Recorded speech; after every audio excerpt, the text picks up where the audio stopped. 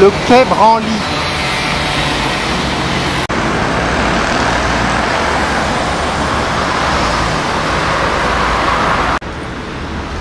Nous traversons l'avenue de Suffren pour nous approcher de la Tour Eiffel. Après le dernier immeuble, nous sommes à l'angle du Champ de Mars, juste à côté de la Tour Eiffel.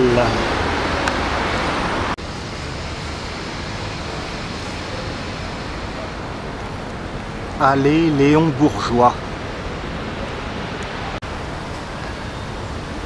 On gagne l'allée des Réfusniks.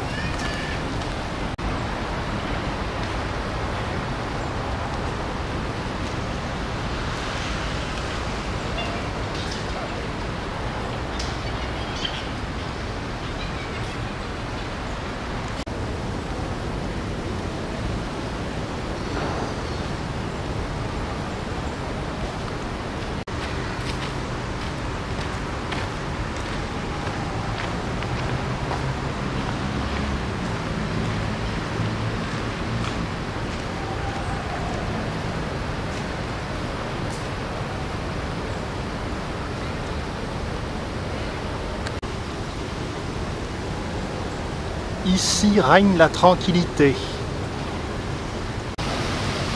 La Tour Eiffel a été construite de janvier 1887 à mars 1889.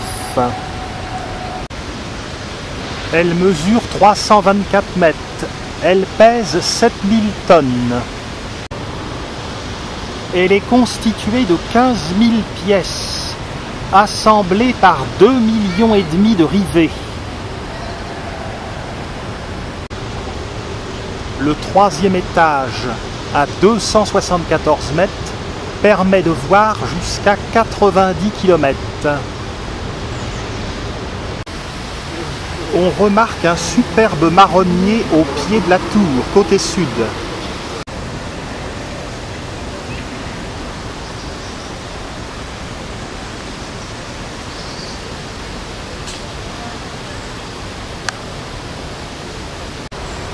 On contourne la pièce d'eau romantique et la grotte artificielle par la gauche.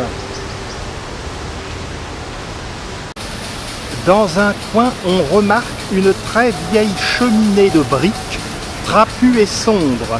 C'est un vestige de la machine à vapeur qui, à l'origine, entraînait l'unique ascenseur de la Tour Eiffel.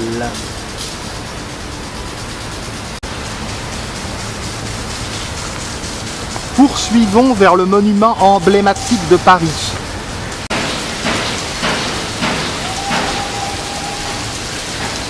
La grotte artificielle.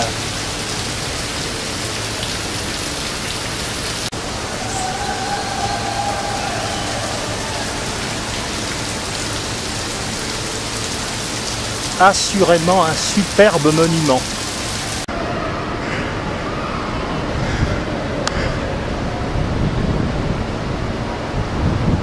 L'ascenseur, c'est bien, mais c'est la montée à pied qui permet d'apprécier au mieux l'architecture du bâtiment.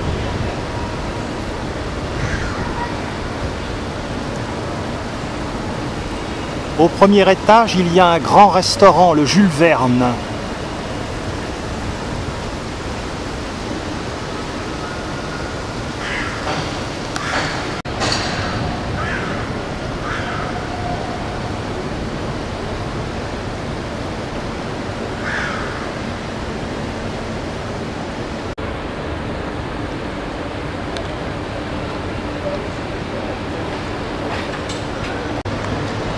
Sous la Tour Eiffel. Rive droite, le palais de Chaillot ou palais du Trocadéro. Côté opposé, l'école militaire. Et derrière une réalisation pompidolienne, la tour Maine-Montparnasse. Entre la Tour Eiffel et l'école militaire, les jardins du Champ de Mars.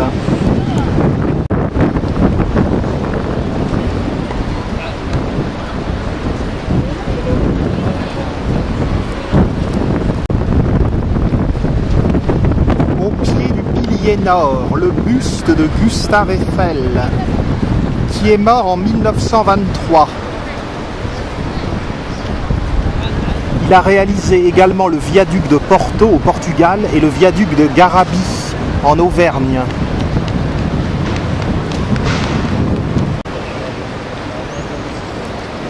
Il vaut mieux réserver les billets sur Internet pour pouvoir accéder aux piliers et à la montée dans la tour.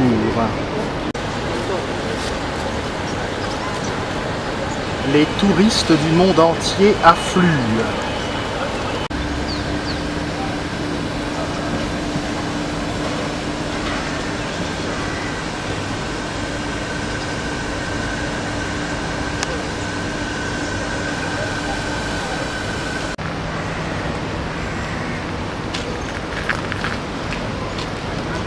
La seconde pièce d'eau est ornée d'un grand saule et de 3 ginkgo biloba.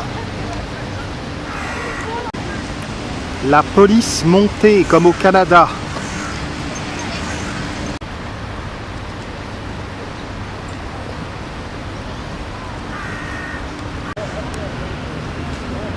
Immeuble de l'avenue de la Bourdonnais. Superbe vue sur la tour Eiffel qui est en face. Allée Jean Paulhan.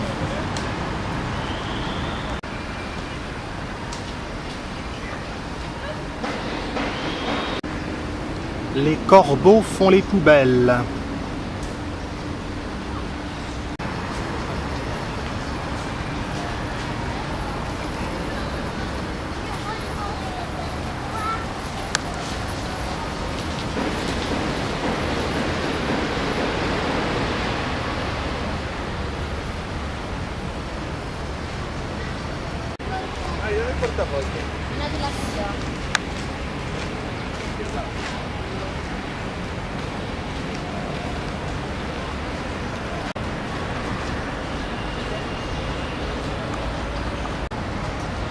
Dirigeons-nous à présent à travers le Champ de Mars vers l'école militaire et les Invalides.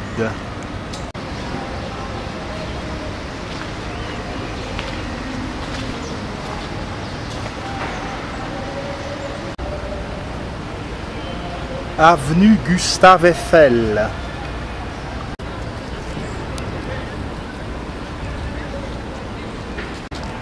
Merveilleux, un jour de semaine en septembre, il n'y a pas la cohue des vacances.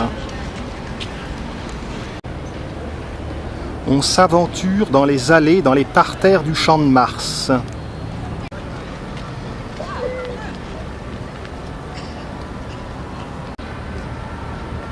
Le Champ de Mars est encore bien fleuri.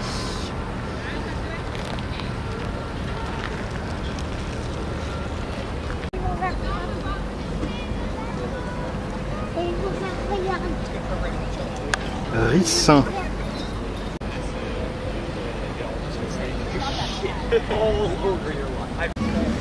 Depuis 1928, le Champ de Mars se présente comme un jardin à la française au niveau de l'allée centrale, entouré par des bosquets à l'anglaise de part et d'autre.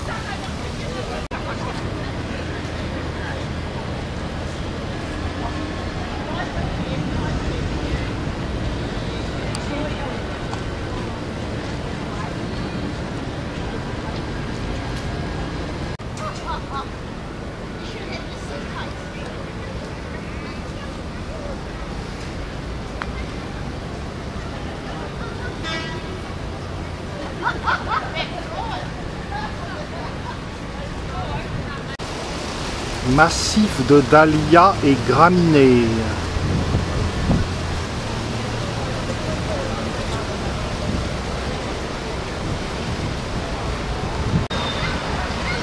Avenue Joseph Bouvard. L'avenue Joseph Bouvard est traversée en son milieu par la place Jacques Rueff.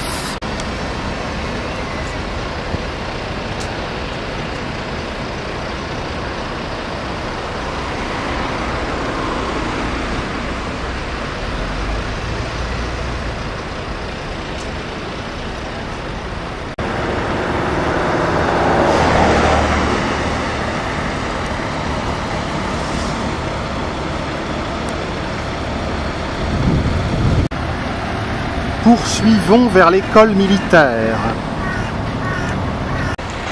On longe la pelouse centrale, avenue Anatole France.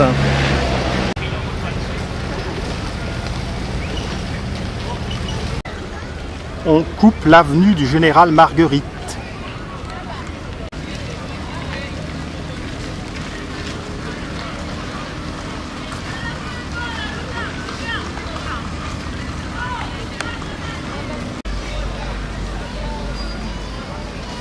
Allons voir le monument des droits de l'homme.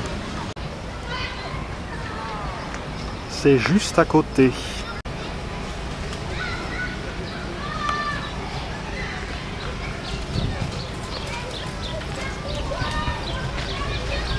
On l'aperçoit. Le monument date de 1989. Il est dû à Charles Rissler.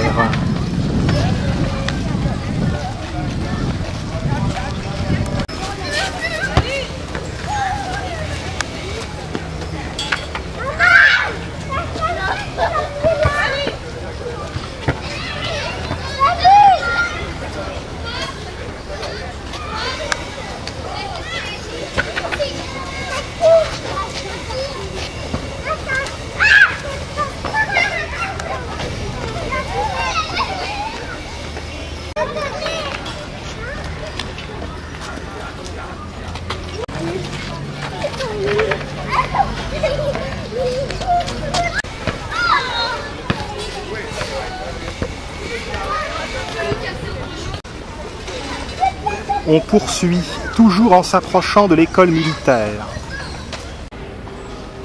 Allée Adrienne Lecouvreur.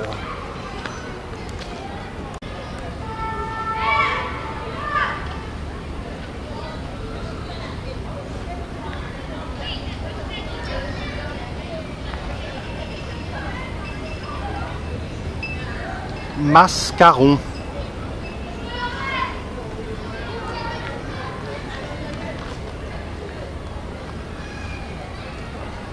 Dans la perspective, la tour mène Montparnasse.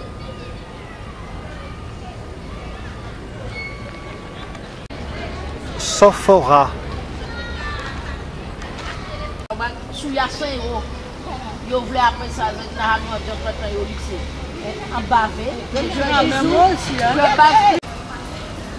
Rue Savorgnan de Brazza.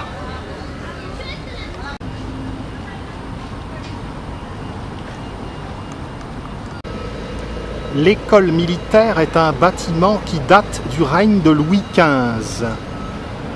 Sa construction a débuté en 1751 et s'est achevée en 1773.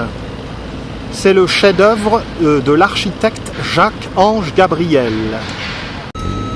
C'est sous l'influence de la marquise de Pompadour que Louis XV décida la construction de l'école royale militaire, qui était destinée à la formation militaire de gentilshommes pauvres. La construction a été réalisée grâce à des taxes sur les jeux de cartes. Le mur de la paix.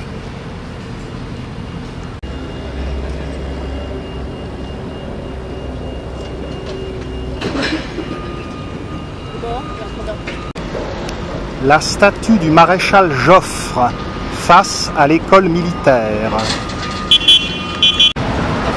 Le mur pour la paix coupe quelque peu la perspective vers la tour Eiffel. Dirigeons-nous à présent vers les Invalides.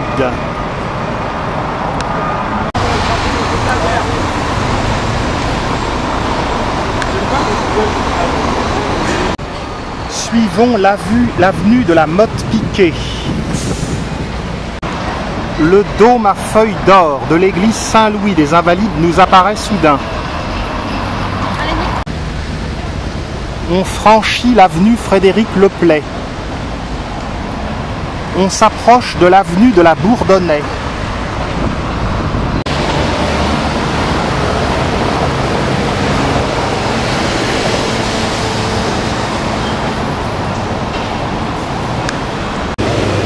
Avenue de la Bourdonnais.